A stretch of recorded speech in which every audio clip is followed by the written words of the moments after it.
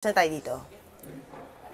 Directly na sa'yo. Yes, ito na tayo. Maglalaro-laro na naman tayo. Charot. Okay.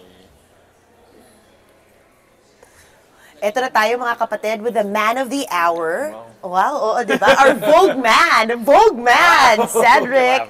Grabe, kamusta naman yung experience na yun? Actually, dapat nung ano pa yun eh. Parang Feb yung inquiry. Yes, Pero yes. feeling ko nung move siya because of maybe, I don't know their timeline. Buti na lang bumalik sila. Kasi sobrang nilook forward ko siya yung maganda. So, I was with Kelvin and also Elijah. Tapos sobrang galing nung ano nila, nung photographer nila, si Regine. Kasi alam niya kung paano i-direct yung mga models and actors. So, kasi ako awkward ako, parang, paano to? Paano yung vanity? Pero siya magaling siya magbigay ng mga instructions. Pero bagay ka as a Vogue man. Kaya Feb pa yung inquiry na yun. Dahil Feb pa talaga, interesado na sila. And also pati yung Mega, di ba? Oo. So, ano yung, how is it to, of course, alam ko, the hard work is there. You've been going to all these awards because of the nominations. And alam mo yun, little by little, ang cute lang ng mga ganun, yung parang nare-recognize. Yeah. Sabi ko nga, from time to time na natatanong ako about it, na parang ano masabi niyo, kasi parang grand slam yung Guburza. Parang sa lahat ng award-giving bodies, lagi nandyan, may nomination ng Guburza. I think,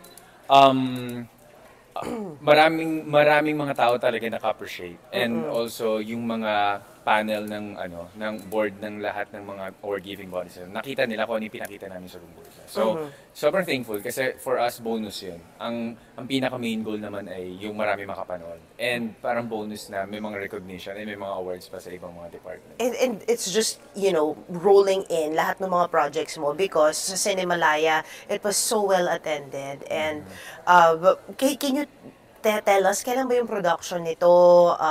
Was this an old thing that you shot already? Or We only shot it, I think May, itong year lang na it's to. quite Nag-usap recent. kami ng prod.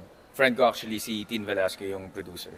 Nag-work na kami before, tapos sabi niya, tara work tayo ulit. Nakita kami sa isang place. Tapos yun nga, nag-shoot kami ng May, sa Nueva Vizcaya kami nag-shoot. Tapos ang lamig ng place, maganda yung place. Tapos makikita mo talaga yung struggle sa mga farmers. Kasi ang dami namin nakita ng mga vegetable graveyard, na from time to time, madadaan ka, dinadump lang nila kasi hindi nabibili sa tamang presyo. So, isa yun sa ipinagdalaban din talaga ng pelikula na to. And at the same time, yung access nga sa alternative medicine, yun. Isa rin yun sa mga advocacy na pinapakita ng pelikula. And ikaw ba, pag pumili ka, it has to be, of course, aligned with how you view it. Because actors, di ba, you just act. Pwede you can be pro, against, dun sa mga character na pinoportray mo. But with this one, what's your stand on it? Siguro hindi naman siya, for me, as an artist, hindi naman kailangan siya maging aligned. Pero sa akin, ginagamit ko lang lagi yung platform ko na at least maging constructive yung take natin sa mga bagay-bagay. Kung hindi man natin siya naiintindihan. And pag-usapan natin siya, let's be open about it. And wag na i-try natin na pakinggan laging other side. So, pagdating naman dito sa sa pelikula when I got the script, ang pinaka talagang gusto kong somehow magamit yung boses ko, yung mga struggles ng mga farmers. Yung nakita natin. mong graveyard na na tawag mo dito, mga farmlands. Yeah, sobrang dami. Imagine mo tayo dito, naghihingalo tayo dahil sa napakamahal na per kilo ng mga kamatis. Andun lang siya, nakatambak, yes. di ba? And sobrang mura.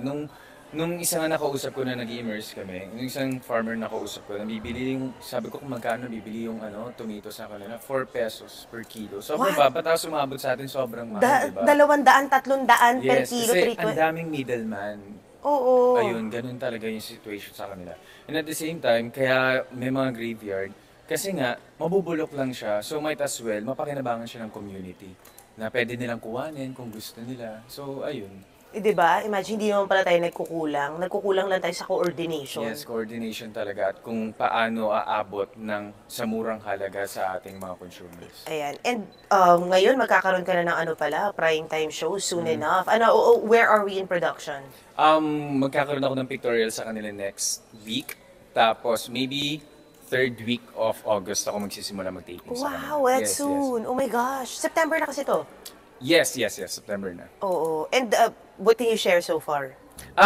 So far, yung character description pa lang ni Victor, yun na ibibigay sa akin. Wala pang script.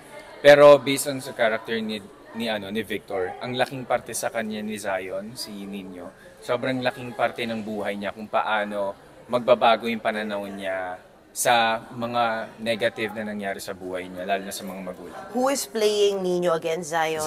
Zion of MKA. Oh. Yeah, yung super cute na bata. Oh. You know what? Nung una, akala namin, ikaw na yung lumaking Nino from Nino Niña, di ba? Pero i-clarify lang natin sa fans yun. Ano yung, and sa audience, ano yung take nitong mga himala ni Nino? Yeah. Kumbaga, parang yung take niya ay kung ano yung nagiging epekto ng mga nagagawa ng bata sa buhay nila at kung paano mababago ni Nino yung buhay nila. At isa na doon yung character ko sa ito. But it's not connected to Nino Niña.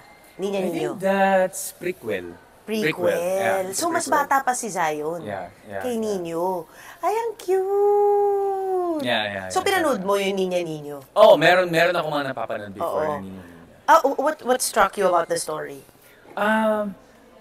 Tingin ko kasi na parang laging may hope kahit sobrang desperate na ng mga situation natin. At kailangan natin panghawakan yung yung constant changes na nangyari sa buhay natin na kahit gaano pa kahirap, meron makukuha tayo ng wisdom sa mga situation at sa mga taong nakakasalamuhan natin. Parang ganun siya. Alright, I love it. And of course, ano pa mga plano mo bago ka mag-taping? Baka may gusto ka i-promote. Mag-vlog ka na ba, Cedric? Alam mo, may napansin pala ako parang nag-loosen up ka na.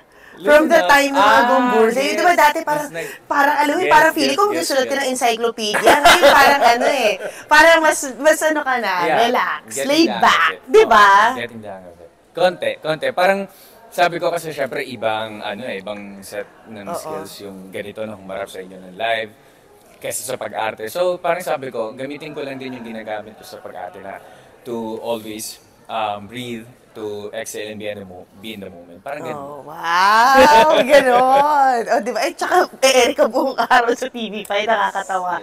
At sa 1PH, di ba? Kakatuwa. So anyway, congratulations sa lahat ng success. Thank you. Bakit? Di ba